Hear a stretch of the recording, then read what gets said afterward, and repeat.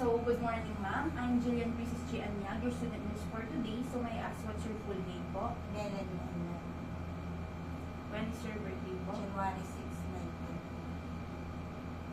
19. Can I see your ID band po for verification?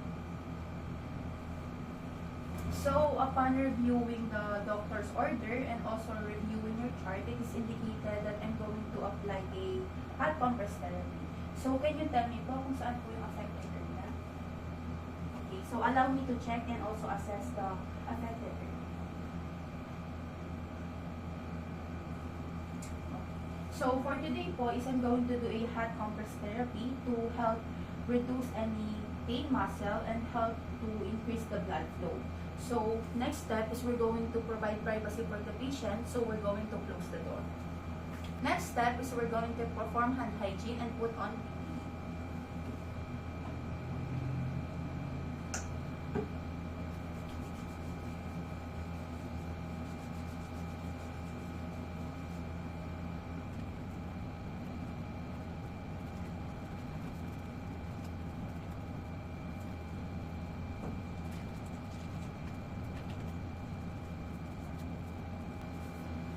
So after that is we're going to position the patient comfortably.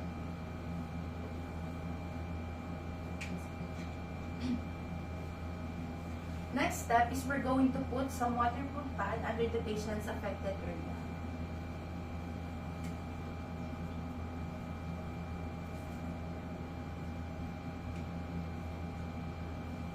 The next thing that we're going to do is we're going to fill the compress bag with hot water.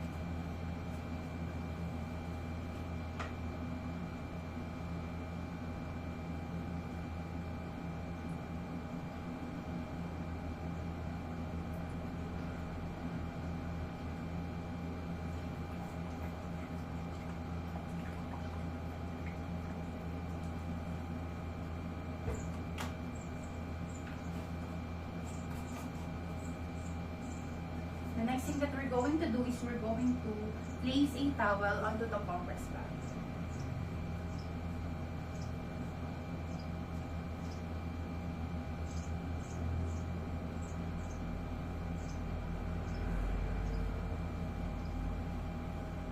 Lalagay ko po.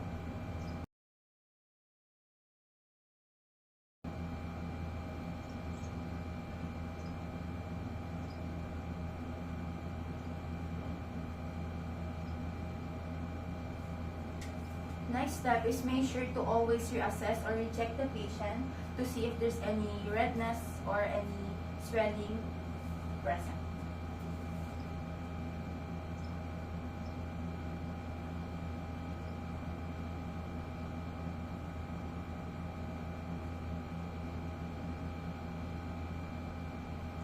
So make sure that we're going to put the compress bag as the prescribed time of the doctor, and after that is we're going to remove the compress bag and also put the used equipments to the right receptacle.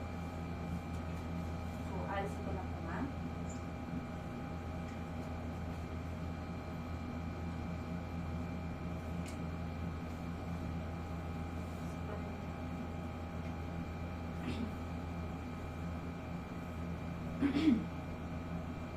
So after that is we're going to reposition the patient into a comfortable position.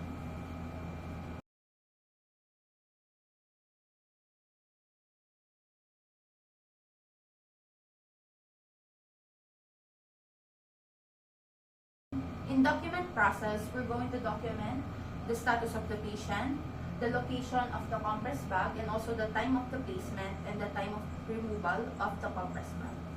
So the status of the patient said that after the procedure, she doesn't feel any muscle pain.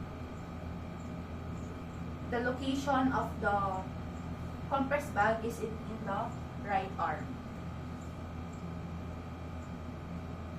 And the time of the placement is 10 a.m.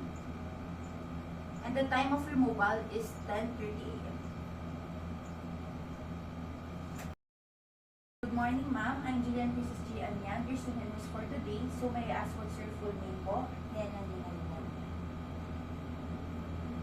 When is your birthday po? January 6, 19. Can I see your ID band po for verification?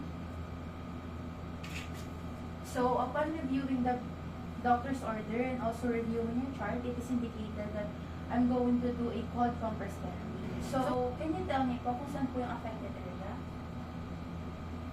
So, allow me to check and also assess the affected area.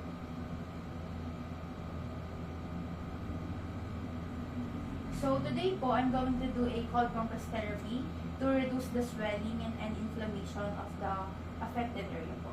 So, next step that we're going to do is we're going to provide privacy for the patient. So, I'm going to close the doors. Next is I'm going to perform hand hygiene and put my gloves.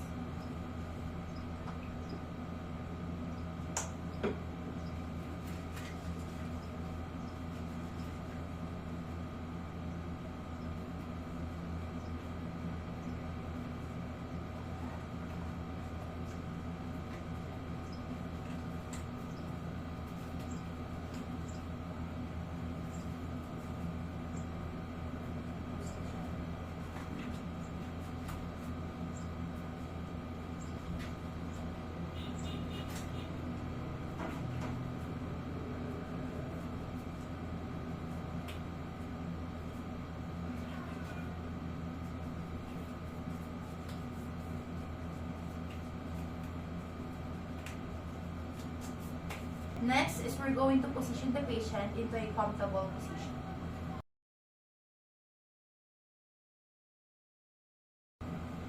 Next is we're going to put some waterproof pad under the patient's affected area.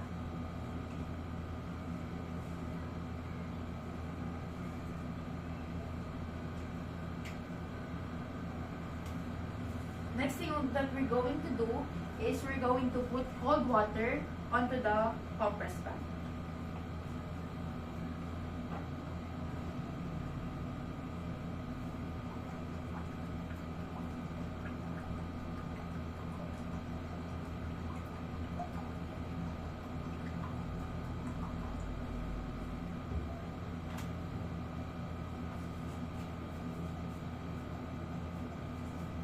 Next is I'm going to put a towel onto the compress bag.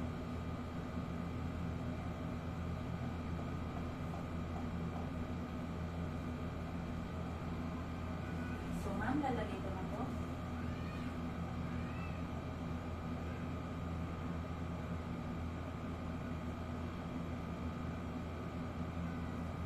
After that is you need to put the compress bag onto the prescribed doctor's time. And after that is we're going to remove the compress bag and also perform hand hygiene and also remove our gloves. So ma'am, aalisin ko na po.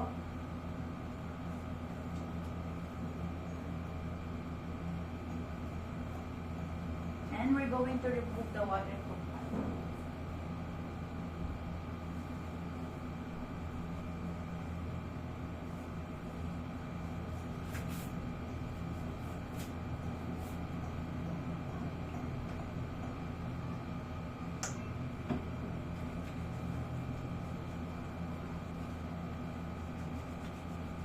So, for the last step is we're going to document.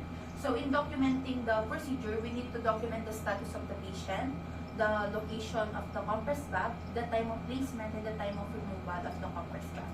So, the status of the patient said that after the procedure, the swelling is reduced.